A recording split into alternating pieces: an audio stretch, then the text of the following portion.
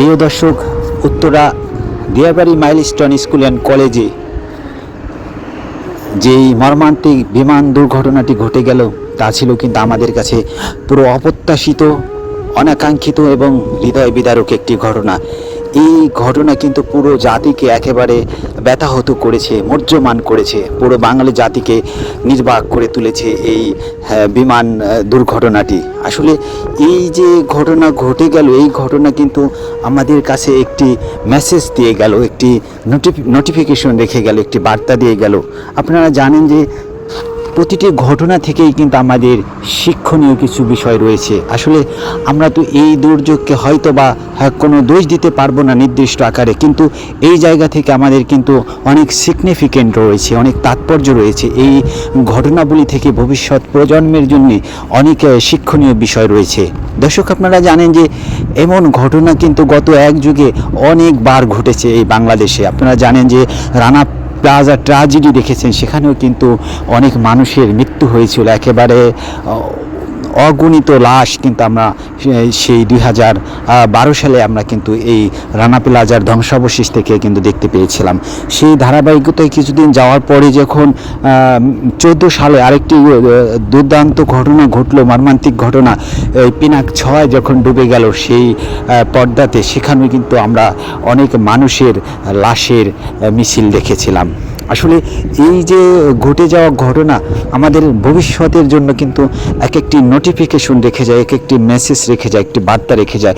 এই জায়গা থেকে যেন আমাদের যারা সংশ্লিষ্ট কর্মকর্তা রয়েছেন, নানা বিষয়ে সমাজকর্মী রয়েছেন, বিশেষ করে রাষ্ট্রের দায়িত্বরত যারা রয়েছেন, তাদের কিন্তু একটি সিগনিফিকেন্ট রয়েছে। তারা কিন্তু এই জায়গা থেকে প্রতিটি ঘটনার অবলম্বনে কিন্তু ভবিষ্যৎ প্রজন্মের জন্য কিন্তু একটি সিকিউর লাইফ তারা কিন্তু নির্ধারণ করতে পারেন। তারা যদি একটু সচেতন হন এবং বাংলাদেশের যাদের মেন্টালিটি সাইকোলজিক্যালি কনভিন্সিং একেবারে ডেভেলপ করা দরকার, তা না হলে কিন্তু আমাদের ভবিষ্যৎ প্রজন্ম আবারও এমন অপূরণীয় ক্ষতির সম্মুখীন হবে।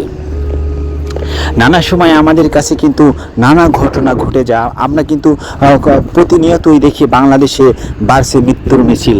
না হয় রোড অ্যাক্সিডেন্ট, না হয় গার্মেন্ট অ্যাক্সিডেন্ট, না হয় স্কুলে আগুন লেগে যাওয়া।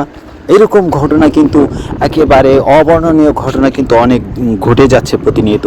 এই ঘটে যাওয়া ঘটনা থেকে কিন্তু আমাদের সতর্ক হওয়া জরুরি এবং এর থেকে কিন্তু শিক্ষা নেওয়া দরকার। তা না হলে কিন্তু আমাদের এই পুরো বাংলাদেশ কখন পুরো দুর্যোগে পড়ে যাবে তা কিন্তু আমরা বলতে পারবো না। তবে এই যে ঘটনাটি আমাদেরকে সবচেয়ে বেশি নাড়া দিয়ে গেল, সবচেয়ে বেশি আমাদেরকে নির্বাক করে তুলল, সবচেয়ে বেশি অবাক করে গেল, সেই ঘটনার মূল প্রতিপাদ্য হচ্ছে কিন্তু এই যে শিশু আগামী দিনের ভবিষ্যৎ। এই শিশুরাই কিন্তু হয়তোবা আগামী দিনে কেউ বিমানের পাইলটই হতো, অথবা ইঞ্জিনিয়ার হতো, অথবা ডক্টর হতো, অথবা সমাজকর্মী। তারাই কিন্তু এই রাষ্ট্রের গুরুত্বপূর্ণ সম্পদ হয়ে উঠতেন এবং রাষ্ট্রের বিভিন্ন অবকাঠামোগত উন্নয়নে কিন্তু অবদান রাখতেন। সেইভাবে কিন্তু জাতি অনেক উপকৃত হতো। সেই উপকৃত অবস্থানের যেই অপূরণীয় ক্ষতি আজকে দৃশ্যমান হলো, তা কিন্তু আমাদের কাছে একটি অপ্রত্যাশিত এবং সবচেয়ে সমালোচিত একটি ঘটনা হিসেবে কিন্তু চিহ্নিত হয়েছে। দর্শক, এই ঘটনা যেন ভবিষ্যতে আর না ঘটে, এই ঘটনার পরিপ্রেক্ষিতে যেন ফিউচার সিগনিফিকেন্ট নিয়ে ভাবা হয়, ফিউচার সিকিউর লাইফ নিয়ে ভাবা হয়, ফিউচারের নিরাপত্তা নিয়ে যেন ভাবা হয় এবং সেই জায়গাগুলোতে যেন সরকারের উচ্চ মহল থেকে একেবারে কার্যকরী ভূমিকা নেওয়া হয় বা পদক্ষেপ নেওয়া হয়।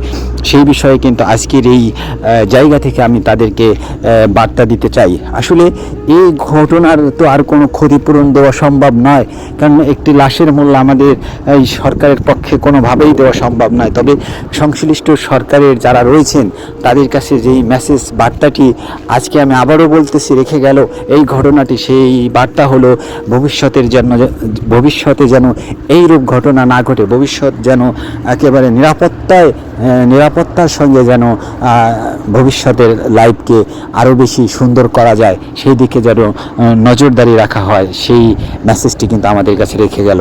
দর্শক, এই যে লাশের সংখ্যা কিন্তু একেবারে অগণনীয়, এখানে কিন্তু অবর্ণনীয়, এখানে গণনা বা বর্ণনা কোনো কিছুই কিন্তু নির্দিষ্ট নয়, তবে আনুমানিক কিন্তু ধারণা করা হচ্ছে এই লাশের সংখ্যা একেবারে 170-এর থেকে কম হবে না, তার আশেপাশেই হবে কিন্তু।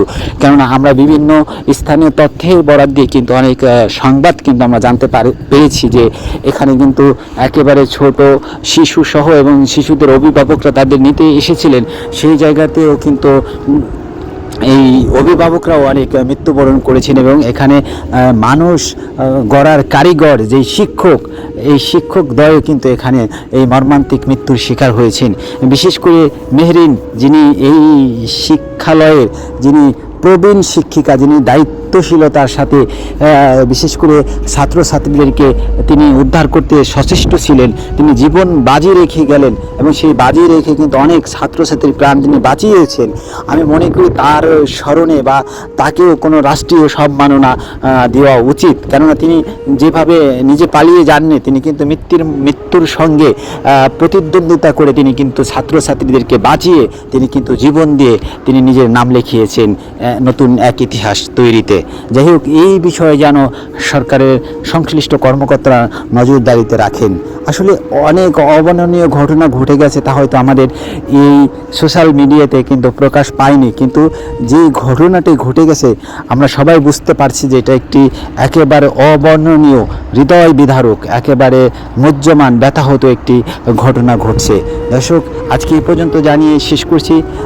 আগামী প্রজন্মের জন্য একেবারে শান্তি নিরাপত্তা কামনা করে আমি আমার এই সংক্ষিপ্ত চলমান রিপোর্টটি শেষ করছি। ভালো থাকুন, সুস্থ থাকুন, ধন্যবাদ।